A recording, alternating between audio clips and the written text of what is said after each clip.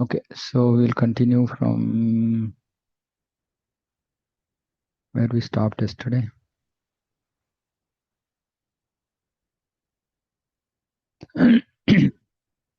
Yeah, text 11. Okay, let's just enable.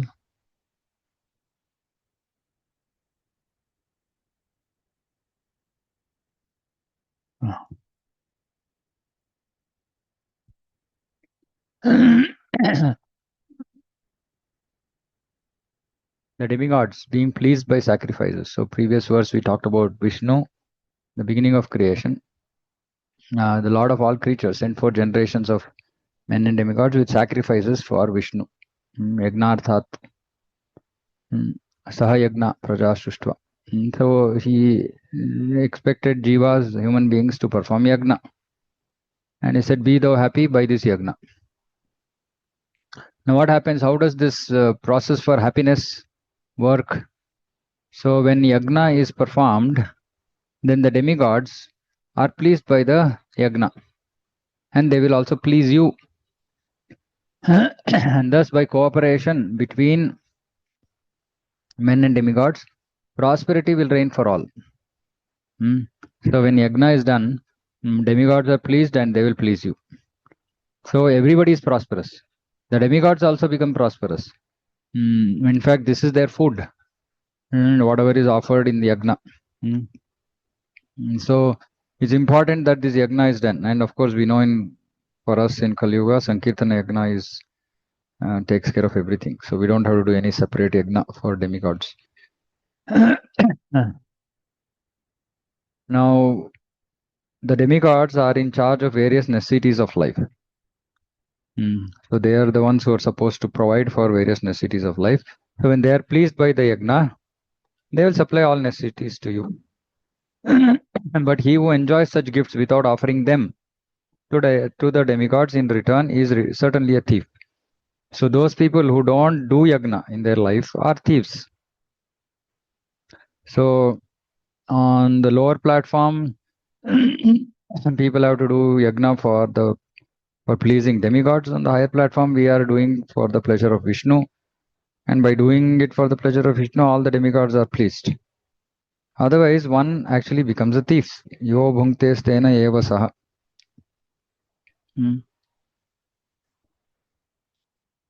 And so, Yagnasishtasino santo muchante sarvakilbishahi bunjate te tvagam papa ye pachanti atmakaranat. The devotees of the Lord are released from all kinds of sins. Sarvakilbishai muchante. Because they eat food which is offered first for sacrifice. Others who prepare food for personal sense enjoyment verily eat only sin. Now, this is a very, very important topic, right? Prasadam. So, can devotees share your understanding about prasadam? What is your understanding? What should we do? What should we not do?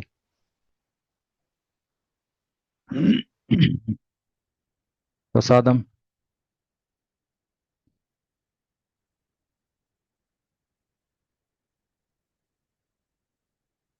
We should have only offered food offered to Krishna. Okay. Okay, then.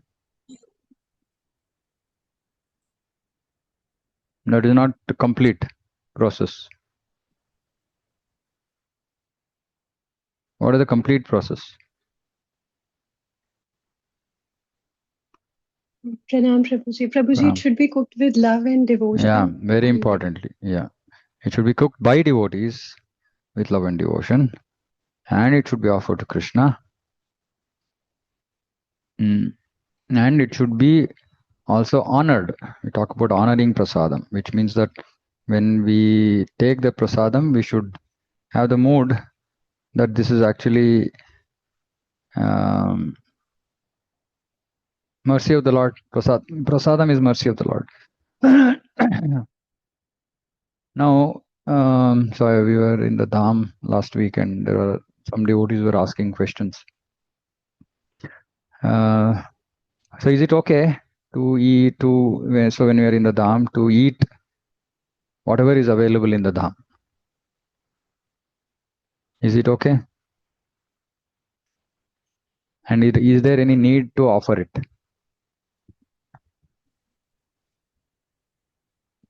No, Prabhuji. No. What is no? We should not eat water in the dham. Why? There also that devotion and mood, everything will be depending. Okay. So see, important thing we have to understand is if suppose say we are talking about Vrindavan. And Vrindavan, if Rajavasis are doing something, then it will always be with love and affection. There is no doubt. So that Krishna accepts more than what he will accept our offering. So that can be consumed, especially if somebody is doing madhukari and they get some food from Rajavasi's house, then it's absolutely prasadam. Okay, but now what has happened is all these dhams have become commercial. In the sense, many people have come from different parts of the country or in and around. For example, in and around, many people from Agra, Chandigarh, Delhi, etc., who are now making a living. They're living and doing some business, etc. So you don't know who is actually cooking. The person who's cooking might not be a devotee at all. So it's safe not to just eat anything and everything in the dham. Number one. Unless like I said, unless we know that this is cooked by Brajavasi. And also, it should be offered, especially if you are, of course, if you're taking in temple and some prasadam in the Govinda's counter, etc., then that's not required. But otherwise, there are some shops in Vrindavan which have been there for many years, tens of years. So we know that they are actually being run by Brajavasis. They're not like some, but still even there, because of commercial, because of need for the business has grown, they would have engaged other people who might not be Brajavasis, etc. But overall, because the mode is of devotion, we should take, but we should still offer, and just to be safe. And yeah, so yeah, just not going anywhere and everywhere and eating whatever is cooked. And what happens if we do this, especially for initiated devotees? What happens if initiated devotees don't give importance to this prasadam? Who is affected? Master is affected. Yeah, the spiritual master is affected. Spiritual master is affected, right? So we have to understand, saying that if we commit sin, then spiritual master is affected. If we commit offenses, then we are affected. Like if you do Damaprad, Sevaprad, Vaishnavaprad, Namaprad, all these affects us. Okay, but if you do sin, Guru is affected. So please, especially initiated devotees, control your tongues. Otherwise, don't get initiated. Because now we can't take it for granted, saying that, okay, anyway, there is Guru. Guru is very powerful. So I will do whatever I want and yeah, it's fine. I am not going to suffer. This is like most sinful, most the biggest offense, right? To think like that. So we should be very, very careful. It's not for us. It's actually for the vow that we have taken during initiation. It's for the mercy that the Guru is giving us, that we have certain responsibility towards the Guru, so we don't do such things. We don't engage in sinful activities. And clearly Krishna is saying here that otherwise you prepare food for personal sense enjoyment, verily it only sin. If the food is not prepared by devotees, then obviously it is prepared for sense enjoyment. Now, either directly from the food itself or from selling the food, intention is sense enjoyment. So we should not eat. Of course, then we also know that it affects our consciousness very badly, and it results in us not being able to do steady devotion. Our consciousness gets affected by eating non-prasadam. Chaitanya Mahaprabhu said that our consciousness is spoiled and we can even fall down from Krishna consciousness if we are continuously eating non-prasadam. Sometimes some emergencies, it's okay. Sometimes, not like regularly. Especially those who travel and all that, you have to make your arrangements. Don't take it for granted, saying that, oh, anyway, practical, in name of practicality, I will just eat. No, absolutely not. Even those who go to their hometowns, etc., parents are not devotees. You have to take care. You cannot just say that, okay, because it's my parents, so I am okay with this. No. So we have to be very, very careful, because either if we are not initiated, then anyway our consciousness affected. If we are initiated, consciousness affected, along with that it affects Guru. So serious business, prasadam. And so if as soon as we in the process of getting initiated, we should make up our mind, I'm not going to eat anything which is non-prasadam. Okay. Now the cycle of yagna. Now Krishna is talking about the cycle of yagna. When this yagna is done, how do the demigods please us? How are they pleased? How do they please us? How do they supply all necessities of life? So for that, can we take juice and fruits? No, not without offering. No, you have to offer and then only take, unless it's an emergency. Unless it's an emergency, like you are going to faint. Okay, otherwise make preparations. What fruit so easy? You take fruits, offer it in at home and take it. No buttermilk, no curd, nothing should be offered, should be consumed without offering. There is no exemption to this rule. Everything that we eat should be offered to Krishna. See, first in the initial stages, it will be just rule. Oh, I have to offer it to Krishna. Okay. But then we will think, how can I eat something which I am not lovingly offered to Krishna? Krishna has not eaten anything. I am happily eating. So this consciousness we have to raise as we go along. Okay. Okay. So all living bodies subsist on food grains, that we know. How are food grains produced? They're produced from rains. Then rains are produced by yagna, not by some cloud seeding. Rains are produced by performance of yagna. And how is yagna? What is yagna? Should we go and do like swaha, swaha, swaha? No. Yagna is born of prescribed duties. So if we know what our prescribed duty is, and we are doing it, that is yagna. By doing that yagna, we will get all the food grains, necessities of life. We don't have to do anything else. And yeah, prescribed duties which are actually, it's there in the Vedas, and Vedas are directly manifested from the Supreme Personality of Godhead. So, the all-pervading transcendence is eternally situated in acts of sacrifice. So, when we follow our prescribed duties, then it is transcendental in one sense, because it becomes yagna. And yagna has to be offered to Krishna, Vishnu, right? Yagna arthat karmanonyatra.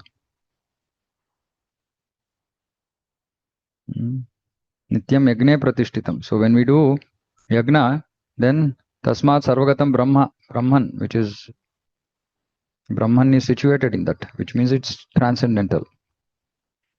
So simple for our understanding, two things. One is we anyway do Sankirtana yagna. Second is we should do yagna of our prescribed duties, meaning we do our prescribed duties and offer the results to Krishna. Right? Without, like we discussed yesterday, without desire for sense enjoyment.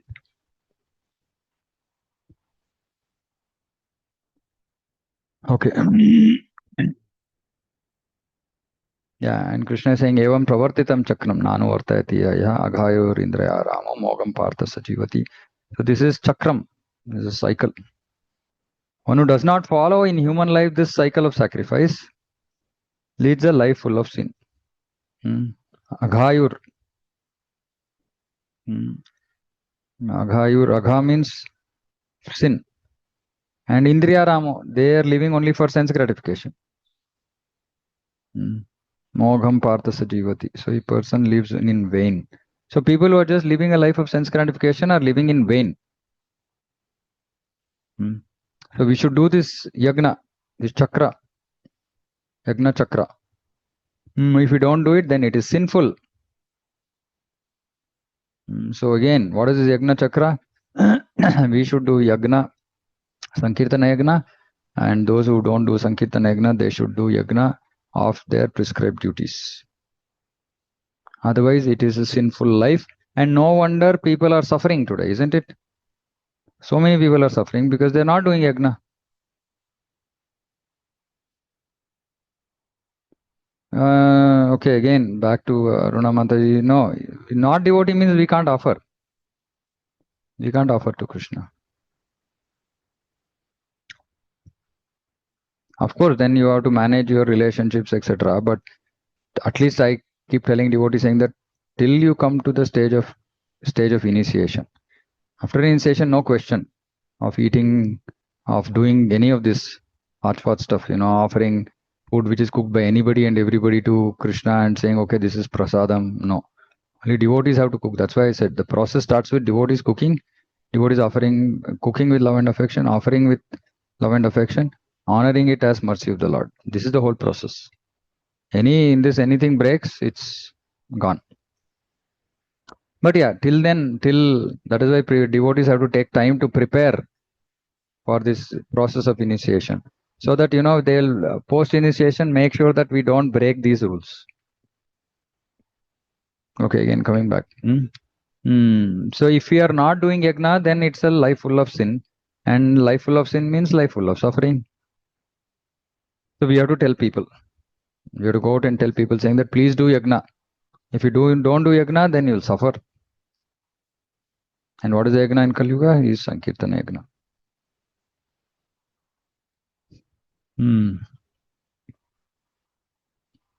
And then, of course, for one who takes pleasure in the self, whose human life is one of self-realization, who is satisfied in the self only, for him there is no duty. So somebody who's engaged in, either any form of transcendence, for example, somebody is on the Brahman path of self-realization, or devotees. For devotees, actually, there is no duty. There is no duty means there is no need to do any duty. But we might do duty because we have material requirement. Then we should try to do prescribed duty. But like I said, even if for devotees who are just doing things for maintenance, and then offering the results to Krishna, using everything in Krishna's service, not for sense gratification. Now, even if they are not engaged in their prescribed duty as per Shastra, it is still okay. But those who are not devotees, who are not come to that stage of full surrender to Krishna, ideally they should do their prescribed duty. Otherwise, one can do any duty, any work for that matter, not duty, any work. But it should not be grossly sinful.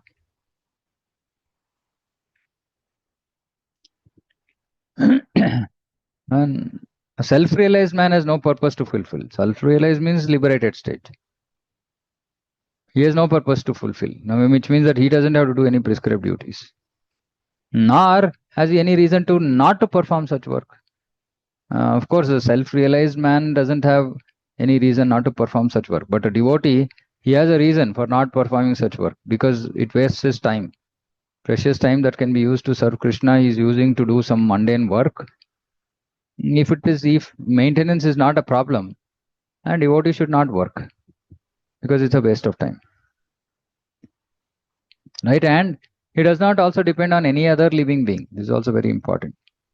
We should not depend on anybody. We might suppose say somebody, if he's working, getting paid by somebody, then he's dependent on some other jiva. But a self-realized man, he doesn't depend on any jiva. Which means somehow he will, he could be a Brahmana and he's just doing Brahminical activities, duties, and depending on Krishna directly. Or he has no work at all, like that. Or he's a Kshatriya. Kshatriya also doesn't take money, doesn't depend on somebody else. Vaishya also doesn't depend on somebody else. Only Shudra depends. So self-realized man doesn't come down to that platform of taking salary. Therefore, without being attached to fruits of activities, one should act as a matter of duty, for by working without attachment, one attains the supreme. So Krishna is somewhat concluding this topic, saying that, work, do your duty without being attached to the fruits, without attachment, and that is the process of, that is yagna, and that pleases Krishna. So one attains the supreme.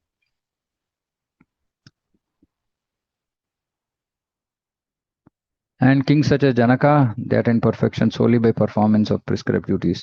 Of course, solely by performance of prescribed duties means they were also devotees. Therefore, just for the sake of educating the people in general, you should perform your work. This is not for everybody. This is for great souls like Janaka. We should not think, oh, I don't have a need to work, but I'm hearing this word, so I want to set a standard for others to follow, so I will work. No, that's not for us. That's for great souls who have absolutely no entanglement at all. For us, if we work, we get entangled by money, by outcome, etc., etc. Still, devotees are attached. I can see devotees attached to clothes, devotees are attached to, cars, devotees are attached to ornaments, devotees are attached to, everything, right? Takes time. So we should not just think that, we are above our maturity or devotional maturity. So if it is not required, then we should not engage in work, because otherwise it will bring us down. Of course, for great people like Janaka, Shrestha, whatever action a great man performs, common men follow. Whatever standards he sets, all the world pursues. And now Krishna is talking about himself. He's saying there's no work prescribed for me within the three planetary systems, nor am I in want of anything, nor have I a need to obtain anything. I don't have a want, I don't have a need, yet I'm engaged in prescribed duty. Actually, this is a big topic. Krishna engages in prescribed duty, and Krishna leaves Vrindavan and goes to Mathura and then subsequently Dwaraka for just, of course, one aspect was prescribed duty, the other his duty, which was he had come to do Dharma Samsthapanarthaya. And then there were other devotees also in Mathura and Dwaraka, but he had to go. So Krishna is saying, I also do. What about you? What about ordinary jivas? Everybody has to take care of this. They have to perform their prescribed duties. For if I ever fail to engage in carefully performing prescribed duties, certainly all men will follow my path. If I did not perform prescribed duties, all these worlds would be put into ruination, because Krishna, the prescribed duties, for example, as Vishnu, maintenance of this world. If he doesn't do, then the world will be put into ruination. And also, if he doesn't, then others will follow his example. Then Krishna is saying, I would be the cause of creating unwanted population, and I would therefore destroy the peace of all living entities. Varna Sankara. As the ignorant perform their duties with attachment, learned men perform without attachment. That is what, for the sake of leading people on the right path. So, learned men, we should work without attachment, so as not to disturb the minds of ignorant men attached to fruitive results. A learned person should not induce them to stop work. So we should not go to somebody and say, stop your work. No, just keep working, offer results to Krishna. Then slowly, steadily, then that propensity to do work will reduce. So that is why here Krishna is saying, somehow you make them engage in spirit of devotion, in Krishna conscious activities. Don't ask them to stop work. Spirit soul, bewildered by the influence of false ego, thinks himself the doer. But it's not, soul is not doing anything. It's actually done by the modes. It's very, very important to understand this. Because we are bewildered, spirit soul, we are bewildered. We are thinking that we are the body. Okay, and we are thinking we are the doers. But no, we are not the doers. We are just the soul only desires. Now, activities, doing the activities is as actually being carried out by the mode. So we are not the doers. Now, so we should not have this ankara, false ego. And we become vimudhatma, fool, and think that I am doing it. So any activity that happens, whether material or spiritual, we should understand that I am not the doer. In the initial conditioned stage, even devotional activities are done by the modes, in the sense by the senses which are still contaminated. So we should not take credit for some service that we do. It's just the mercy of the Lord that some things might be happening. So with this, we should not have this ankara that I am the doer. Please always remember saying that it's always all is just being done by the modes of nature. Can we understand this? Soul is residing in this body. Body is made of 3 modes. So whatever is being done by the body is being done by the 3 modes. Body is made by the 3 modes in the sense that material and influenced by the 3 modes, etc., etc. So soul is just residing in this body. So soul is not doing. The body is doing, the mind is doing, which are all influenced by the modes.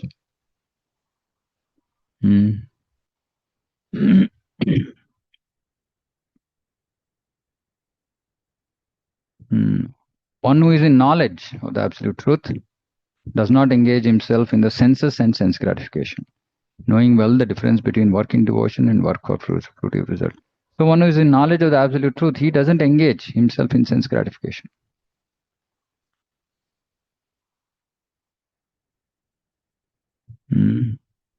Bewildered by the modes, the ignorant fully engage themselves in sense gratification or material activities and become attached. But the wise should not unsettle them. This I already told, is again repeating. The learned will not engage in engage himself in senses and sense gratification. But those who are ignorant, they will engage. But again, don't unsettle them. Don't unsettle them.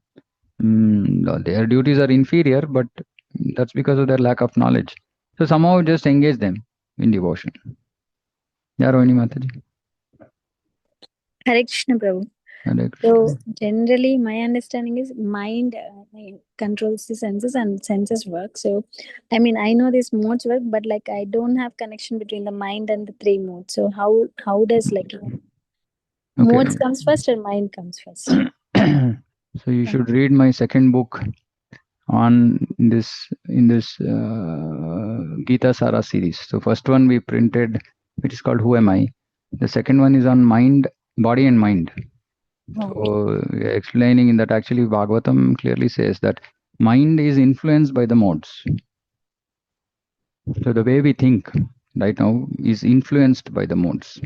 And how is that? Based on our previous life, our previous karma, association, etc., etc. Yeah. Okay, Prabhu. Thank you. Yeah. And how do I get your books, Prabhu? When we meet next week, when Guru Maharaj is coming, so that time can I take from it? Yeah. So the first one is only printed. The second one is still in the process of being printed. Oh, okay. Yeah. So once before marathon, it will be ready. I'll let you know. Sure, Prabhu. Thank you. Hare Krishna.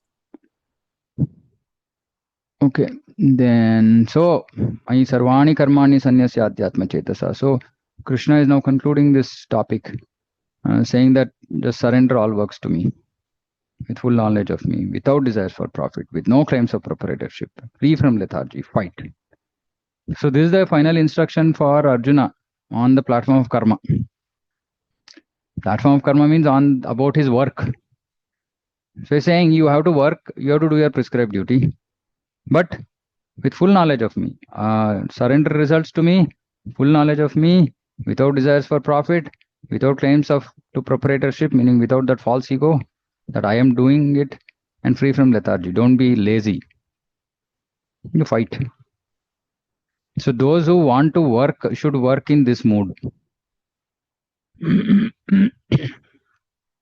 Okay, note this. Mai sarvani karmani sanyasya adhyatma chetasa nirashir nirmamo bhutva yudhyasva vigata jvaraha. And again, it should be our prescribed duty. Because fight for Arjuna is his prescribed duty. If it is not prescribed duty, then, like I said, it's not the highest class of work.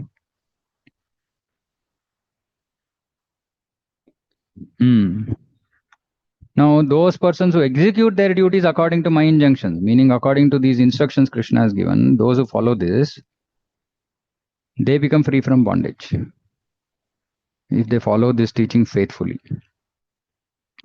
But those who disregard the teachings, do not follow them regularly, they don't have knowledge and they're ruined. They'll get karma phala and then they again have to suffer, come back to this material world, etc. Even a man of knowledge acts according to his own nature. If somebody is in sattva guna, he's in knowledge, he also acts according to the sattva guna nature. Because everyone follows the nature he has acquired. Acquired means influenced. Our thought process, and based on the thought process, we have got a body. So everything is acquired from the three modes. So what can repression accomplish? So you can't just artificially suppress your thoughts, etc. It is your nature. But then Krishna says, Traigunya Vishavedan is Traigunya Bhavarjuna. We have to transcend the modes. Not that because we are in some mode, we just go on like that forever. So there are principles to regulate attachment and aversion. One should not come under the control of such attachment and aversion. So there are principles. These are called regulative principles. So otherwise, there is attachment and aversion towards so many things. We should not come under the control of such attachment and aversion. Because they are stumbling blocks. I like this, I don't like this. This is what Krishna is saying here. Don't come under the control of that because that's going to be stumbling block. Just follow the principles. Follow the rules.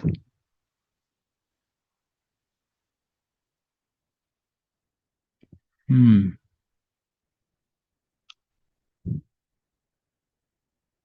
is far better to discharge one's prescribed duties even though faultily than another's duties perfectly. Shreyan swadharmo vigunaha paradharmat svanushtithat. Swadharme nidanam shreya paradharmo bhayavaha. Destruction in the course of performing one's duty is better than engaging another's duties, for to follow another's path is dangerous.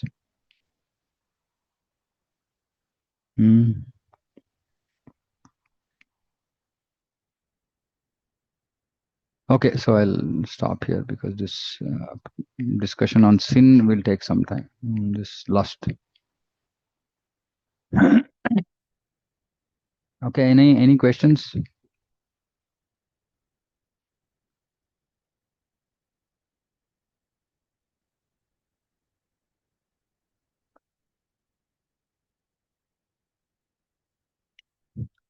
All clear?